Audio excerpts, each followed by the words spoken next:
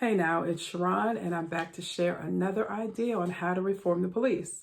If you're new to the channel, I'm a retired detective. I worked for 20 years for a southeastern city, and I was also in the military. And I'm sharing my ideas and perspectives on this platform in hopes of adding to the idea of reforming the police. Not abolishing, but reforming the police.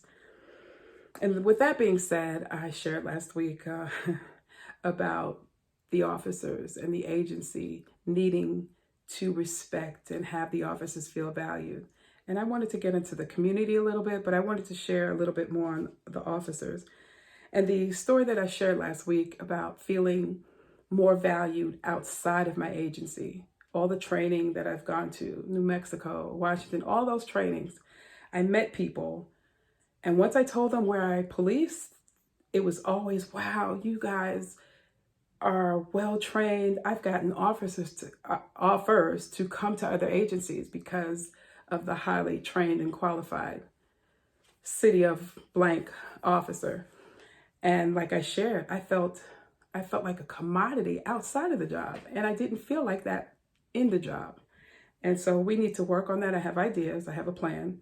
And now I wanted to switch the lens to the community. And as officers, we need to value the community and the residents that we police. We're providing a service. And I think a lot of times we kind of forget that. I always equate it to, somebody coming into my house, knocking on the door and then coming in and telling me what to do and how to do it. Since you got me here type attitude, I'm gonna fix it for you, And I'm just looking at this person like, what are you talking about? And I think sometimes we go into the community with that sense of, you called us, now you gotta listen to us, and this is how it's gonna be.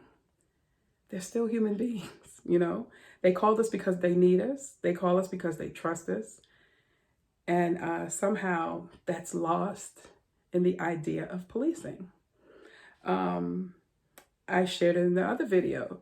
There are so many officers with different talents and gifts outside of policing that we need to incorporate within policing. We're policing our neighbors. We're policing relatives. We're policing other human beings that have ideas and beliefs similar to our own.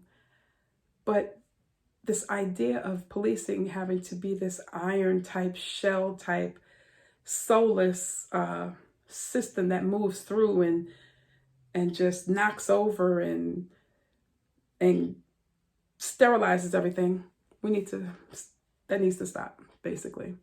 And so with the community, in valuing the community, I agree. I think some officers either need to live there or volunteer there.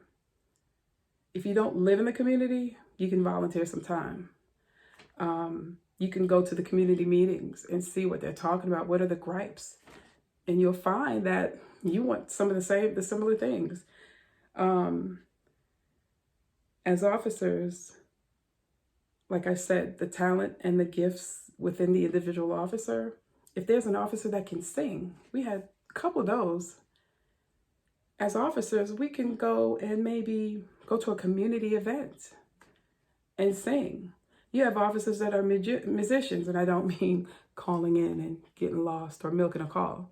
I'm talking about they actually do the magical stuff with the rabbit coming out the hat type stuff. And that could be at a kids event or something that the officers as an agency put together and have the kids come out and just display the talents that we have. There are officers that are into cars, classic cars, and going out to the community and talking to the community and getting into some of these car shows.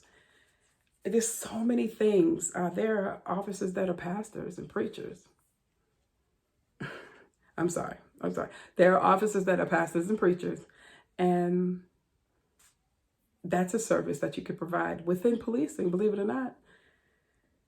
Yeah, I just wanted to share that little bit with you. Jesus, these are just ideas. Officers, there's so many talented people within policing. We need to incorporate that into the whole criminal justice field.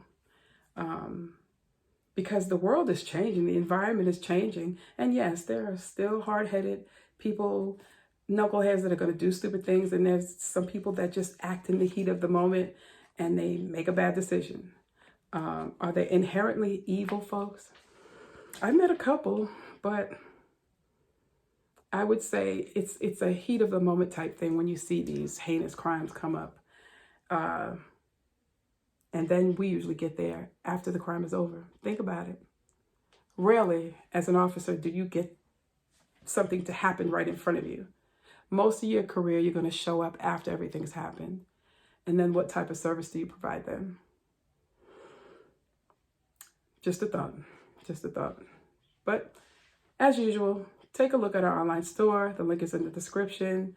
Like, subscribe, comment. I'll share a little bit more on the ideas of going into the community and valuing the community and officers with certain talents, how they can help out the community and their agency. All right? Talk to you guys later. And always remember, you don't necessarily have to go through a thing to learn from it. Talk to you guys later.